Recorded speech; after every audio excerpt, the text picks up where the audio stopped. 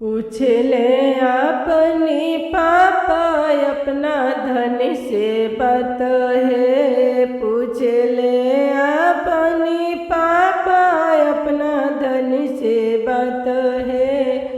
कैसे कैसे धनी चढ़ेला हर दिया है।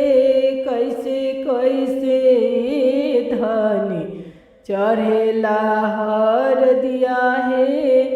रुपया आँच के प्रभु जी कलशा में डाली है। रुपया आँच के प्रभु जी कलशा में डाली है।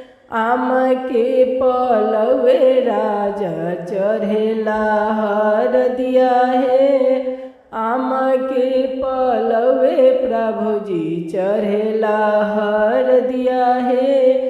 सिरावा चढ़ाई पापा गोरवा उतारी है। सिरावा चढ़ाई प्रभु जी गोरवा उतारी है।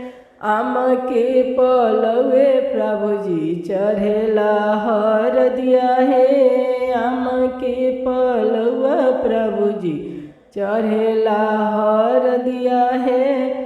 पूछले अपनी चाचा अपना धन से बात है। पूछले अपनो चाचा अपना धन से बात है।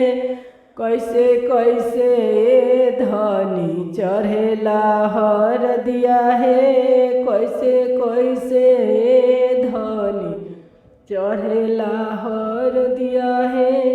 रुपया उछरूं के प्रभु जी कलशा में डाली है। रुपया उछरूं के प्रभु जी कलशा में डाली है। आम के पलवा प्रभु जी चढ़ेला हर दिया है। आम के पलवे प्रभु जी चढ़ेला हर दिया है।